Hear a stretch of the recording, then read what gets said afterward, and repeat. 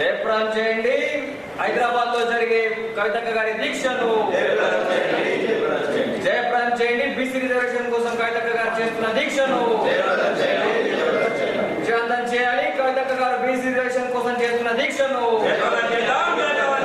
జై తెలంగాణ, జై కవితక్క, జై జాగృతి, జై యూపీఎఫ్.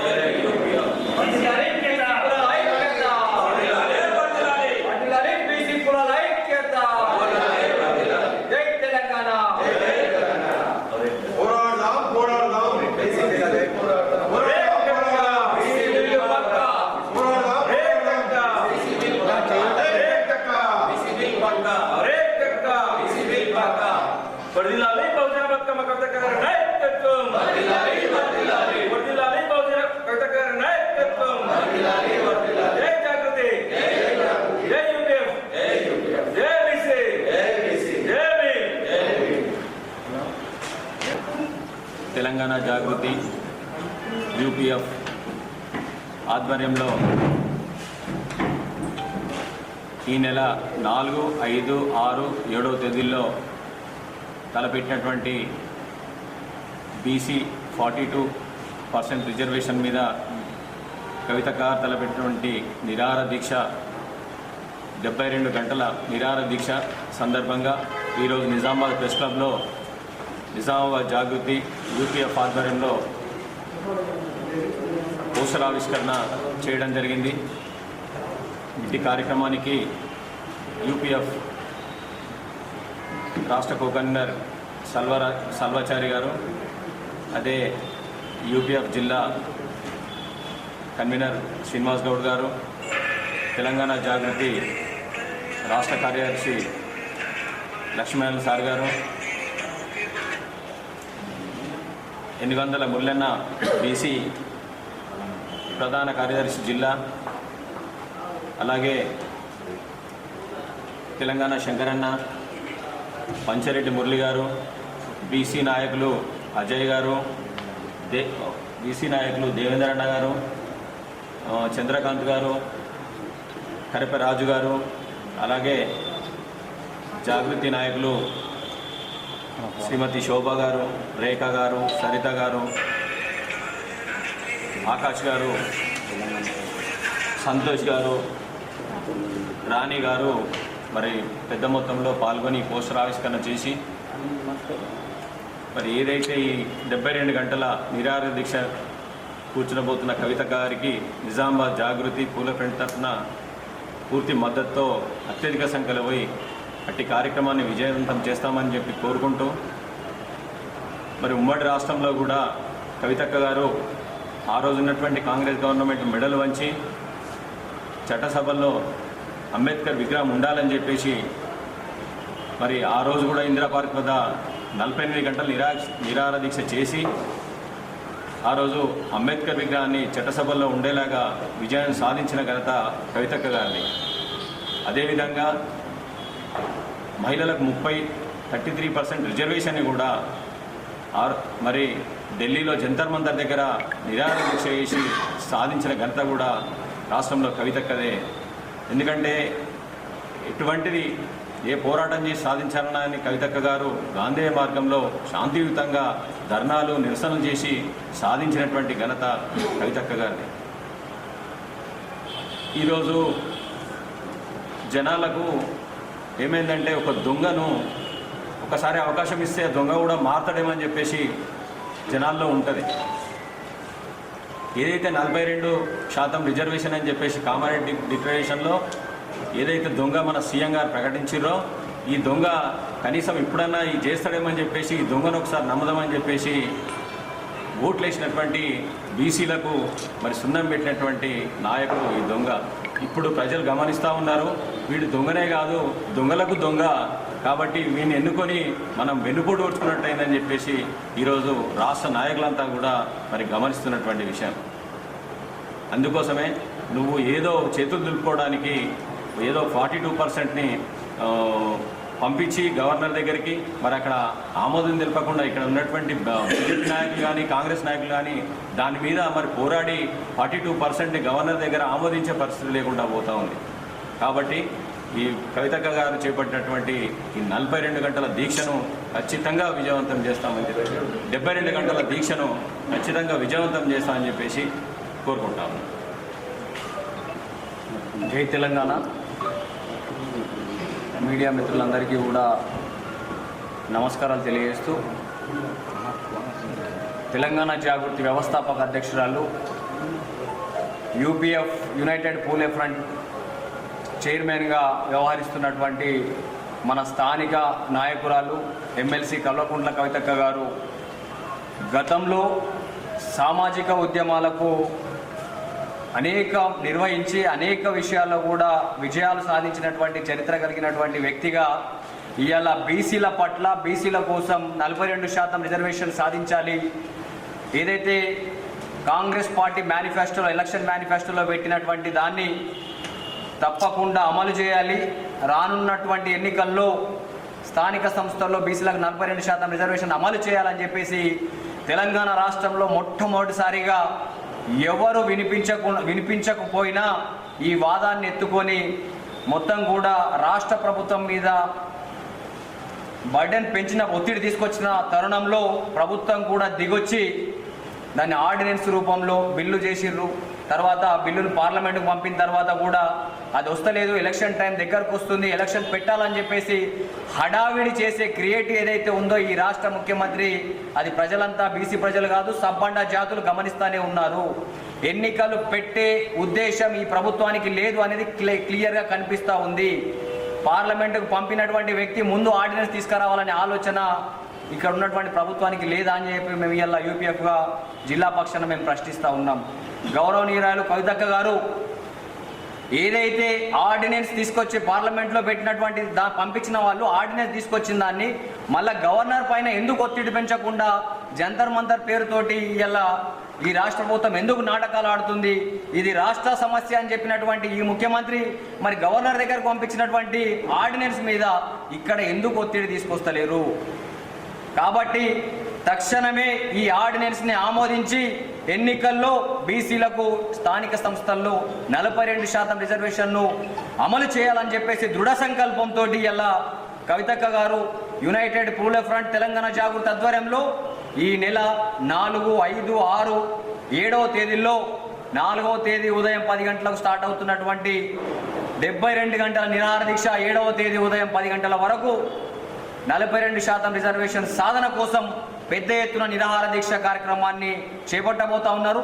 దానికి నిజామాబాద్ నుంచి కూడా పెద్ద ఎత్తున బీసీలు, తెలంగాణ జాగృతి కార్యకర్తలు కావచ్చు, తెలంగాణ జాగృతి అభిమానులు కావచ్చు, కవితక్క గారి అభిమానులు కావచ్చు, యూపీఎఫ్ నాయకులు కావచ్చు, యూపీఎఫ్ కార్యకర్తలు కావచ్చు, అలాగే ఇవాళ మన సమస్య కోసం, ఒక బీసీల సమస్య కోసం, తాను బీసీగా కాకపోయినా సామాజిక స్పృహతోటి ఉన్నటువంటి ఏ నాయకులైనా స్పందించే గుణం ఉండాలి. ఇలా బీసీ కాకపోయినా బీసీలకు రావాల్సినటువంటి హక్కు కోసం, 42% రిజర్వేషన్ కోసం ఇలా మన కోసం కవితక్క గారు నిరాహార దీక్ష చేస్తున్నారు. కాబట్టి ఇలా నిజామాబాద్ జిల్లా నుంచి కూడా పెద్ద ఎత్తున బీసీ సంఘాలు, బీసీ కులాలకు చెందినటువంటి నాయకులు, కార్యకర్తలంతా కూడా పెద్ద ఎత్తున తరలి రావాలని చెప్పేసి పిలుపునిస్తా ఉన్నాం. జై తెలంగాణ. 4, 5, 6, 7 తేదీలలో హైదరాబాద్లో జరిగేటటువంటి బీసీ బిల్లు సాధన కోసం జాగృతి ఆధ్వర్యంలో కవితక్క చేపట్టేటువంటి ఏదైతే నిరాహార దీక్షలో నిజామాబాద్ జిల్లా నుంచి కూడా అన్ని కులాల, బీసీ కులాలు కావచ్చు, బీసీ ఆర్గనైజేషన్ కావచ్చు, జాగృతి ఆధ్వర్యంలో ఈ యొక్క జరిగేటటువంటి 72 గంటల ఏదైతే నిరాహార దీక్షను విజయవంతం చేయడానికి నిజామాబాద్ కూడా పెద్ద ఎత్తున మళ్ళీ వెళ్ళాలని చెప్పి నేను బీసీ మిత్రులకు విజ్ఞప్తి చేస్తా ఉన్నాం. ఈ బిల్లు కోసం ఎవరైతే సహకారం చేస్తారో మన బీసీ సాధన కోసము వాళ్ళ పట్ల మనం అన్ని కులాలుగా మనం అందరూ కూడా వారికి చేసే ప్రతి కార్యక్రమంలో పాల్గొని చెప్పేసి ఈ సందర్భంగా బీసీ సంఘాలకు, బీసీ ఆర్గనైజేషన్లకు విజ్ఞప్తి చేస్తా ఉన్నాం. మరి ఏదైతే కాంగ్రెస్ ప్రభుత్వము, కాంగ్రెస్ పార్టీ ఎన్నికల ముందు అయితే 42% ఏదైతే బీసీ బిల్లు తెస్తామని చెప్పేసి చెప్పిందో అది స్థానిక సంస్థ ఎన్నికల లోపలే వెంటనే ఆర్డినెన్స్ తీసుకొచ్చి తమిళనాడు మాదిరిగానే ఏదైతే బిల్లు పాస్ చేయించుకుందో అదేవిధంగా తెలంగాణలో బిల్లు పాస్ చేయాలని చెప్పేసి, అదేవిధంగా దీన్ని కాలయాపన చేసి కేవలం సంఖ్యలో గుద్దుకొని ప్రయత్నం చేయొద్దని చెప్తున్నాం. అదేవిధంగా బీజేపీకి ద్వంద్వ వైఖరి వహిస్తూ ఉంది. ఏదైతే ముస్లింలకు 10% కుంటు సాగుతోని ఈ బిల్లును పక్కదారి పట్టించే ప్రయత్నం చేస్తూ ఉంది. తమిళనాడులో ఏవి మాదిరిగా ఉందో, ఒకవేళ నిజంగా బీసీల మీద మీకు ప్రేమ ఉంటే బీజేపీ నాయకులకు నేను అడుగుతా ఉన్నా, కేవలం పార్లమెంటులో ఏదైతే రాష్ట్రం నుంచి పోయినటువంటి ఏదైతే బిల్లు ఉందో దాన్ని పార్లమెంటు బిల్లు పెట్టి బీసీల యొక్క గౌరవం మీద మీ ప్రేమ ఉంటే బీసీ బిల్లు పార్లమెంట్లో వెంటనే పెట్టి అమలు చేయాలని చెప్పేసి అయితే బీజేపీ నాయకులకు, బీజేపీ ప్రభుత్వానికి, నరేంద్ర మోడీ గారికి డిమాండ్ చేస్తూ ఉన్నాం. కాబట్టి దయచేసి మనం అందరూ కూడా జరిగేటువంటి ఈ బిల్లును, మన బీసీ బిల్లును అందరూ కూడా అగ్రవర్ణంలో కూడా దీన్ని పక్కదాటి పట్టించే ప్రయత్నం చేస్తారు. బీసీలందరూ కూడా కలిసి వచ్చే కులాలను, కలిసి వచ్చే వర్గాలను, కలిసి వచ్చే మిత్రులు అన్ని ఆర్ఎస్ కలిపి ఈ బిల్లు పాస్ కోసం మనం అందరూ కూడా రేపు జరిగేటటువంటి అయితే 72 గంటల నిరాదీక్షలో అందరూ పాల్గొని విజయవంతం చేయాలని నిజామాబాద్ జిల్లా ప్రజలకు నేను విజ్ఞప్తి చేస్తా ఉన్నాను. జై బీసీ. జై జాగృతి. పెద్దలందరికీ నమస్తే. ఇవాళ మరి ప్రెస్ మీట్ పెట్టుకున్నాము. దేని గురించి అంటే మరి ఇక్కడ మనము ఇప్పుడు బీసీ వాళ్ళకు మరి 42 రిజర్వేషన్ గురించి మరి మాట్లాడడానికి మరి 4, 5, 6, 7వ తారీఖు మరి అక్క వాళ్ళు అక్కడ మన ధర్నా దగ్గర మరి మనం చేస్తున్నాం. మరి ఎందుకంటే ఇది అంతమంటే మన అందరి గురించే కాబట్టి మన బీసీ వాళ్ళకంటే, ఎందుకంటే మరి బీసీ వాళ్ళకి ఎంతమంది పిల్లలు చదివి ఉన్నారు, వాళ్ళకి ఏమో జాబ్స్ లేవు. మరి లేడీస్ గురించి ఎంత సీఎం సార్ ఏమో మరి అన్నీ చెప్పే ఉన్నారు. 6 హామీలు ఇచ్చారు, అవి కూడా నెరవేర్చుకోలేరు. మళ్ళీ లేడీస్ గురించి బస్ ఫ్రీ పెట్టిండ్రు, అది కూడా చాలా తప్పు. ఎందుకంటే అది బాగా తప్పు అంటే ఎట్లా అంటే మరి లేడీస్ మధ్యలో మరి గొడవల గురించి పెట్టారు. మరి ఇది 72 అవర్స్ మరి అక్కడ హైదరాబాద్లో మరి ధర్నా జరుగుతుంది. దానికి అందరూ మన తెలంగాణ జాగృతి వాళ్ళు కూడా పాల్గొంటున్నారు.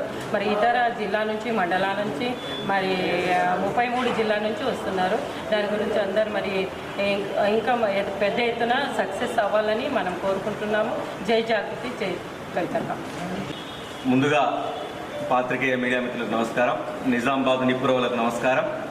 నా పేరు సల్వాచారి నెల్లోజు, రాష్ట్ర యూపీఎఫ్ కో కన్వీనర్, తెలంగాణ జాగృతి అధ్యక్షురాలు శ్రీమతి శ్రీ బహుజన బంధుక కల్వకుంట్ల కవితక్క గారికి హృదయపూర్వక ధన్యవాదాలు తెలియజేస్తూ, నన్ను నిజామాబాద్ ఉమ్మడి జిల్లాకు పంపించిన సందర్భంగా నిన్న కామారెడ్డిలో ప్రెస్ మీట్ నిర్వహించడం జరిగింది. అదే ఈరోజు నిజామాబాద్ వేదిక ప్రెస్ క్లబ్లో మనం ప్రెస్ మీట్ నిర్వహించుకుంటున్నాం. ఇక్కడ ఉన్నటువంటి జాగృతి కార్యకర్తలకు, యూపీఎఫ్ కార్యకర్తలకు, బహుజన సంఘాల పెద్దలందరికీ కూడా పేరు పేరున ధన్యవాదాలు తెలియజేస్తూ, విచ్చేసినటువంటి నాయకులందరికీ కూడా, మహిళా సోదరిమణులందరికీ కూడా పేరు పేరున హృదయపూర్వక నమస్కారాలు తెలియజేస్తూ, ఈనాడు రాష్ట్రంలో మన పక్కన ఉన్న కామారెడ్డి వేదిక సాక్షిగా 42% రిజర్వేషన్ని కల్పిస్తామని చెప్పేసి ఆనాడు కాంగ్రెస్ ప్రభుత్వం మేనిఫెస్టోలో ప్రకటించి బీసీల ఓట్లను, బహుజనుల ఓట్లను గుంపగా తట్టలో వేసుకుని వెళ్ళి దండుకున్నది. ఆ గెలిచి ఈరోజు బీసీల పక్షాన ఏమైనా చేస్తున్నారా లేదా అంటే, స్థానికంగా ఉన్నటువంటి పిసిసి ప్రెసిడెంట్ గారు మహేష్ కుమార్ గౌడ్ గారు, అలాగే రాష్ట్ర మంత్రివర్యులు పొన్నం ప్రభాకర్ గౌడ్ గారు చాలా చల్లని కబురు చెప్తున్నారు. ఎలాగంటే ఈ కాస్త ఆర్డినెన్స్ను, రాష్ట్ర ప్రభుత్వం ఏర్పాటు చేసినటువంటి ఆర్డినెన్స్ను కేవీట్ వేయకుండా మోసం చేసి బహుజనుల పక్షాన బహుజనులను ఎక్కడికక్కడ అనగదొక్కాలనే ఆలోచనతో కాంగ్రెస్ ప్రభుత్వం పనిచేస్తున్నట్టుగా కనబడుతుంది. ఈ బిల్లును తీసుకుపోయి కేంద్ర ప్రభుత్వం చేతులు పెట్టి వాళ్ళు ఇస్తే తప్ప, వాళ్ళు సంతకం పెడితే తప్ప రాదన్న విధంగా మాట్లాడుతున్నారు.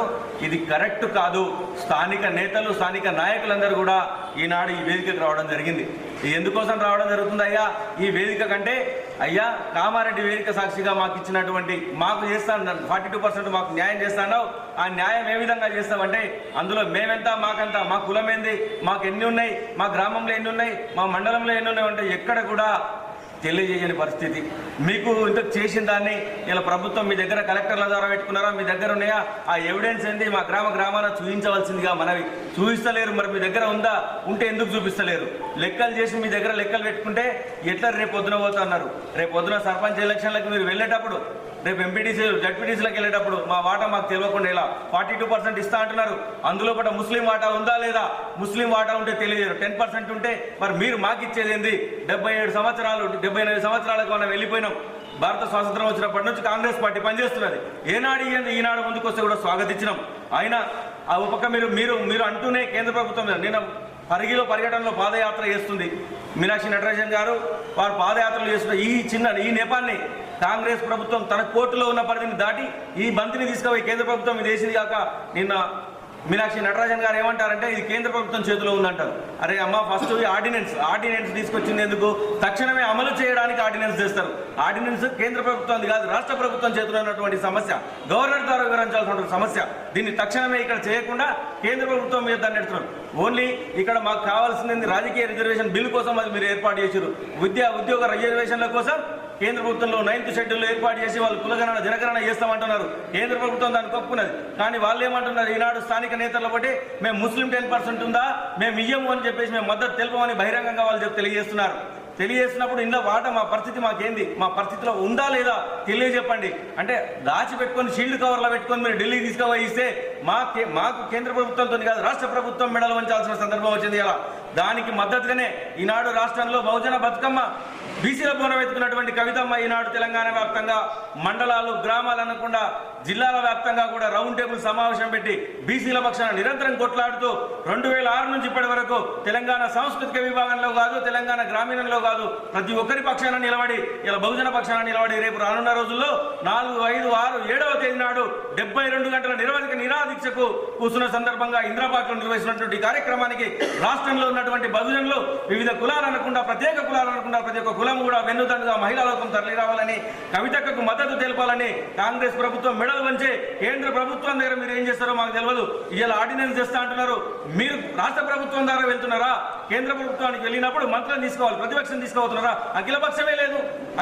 మీ సొంతంగా మీరు ఎవరిని పడతారు రమ్మంటే ఎట్లా వస్తారు? దానికి ఒక ప్రాసెస్ లేదా?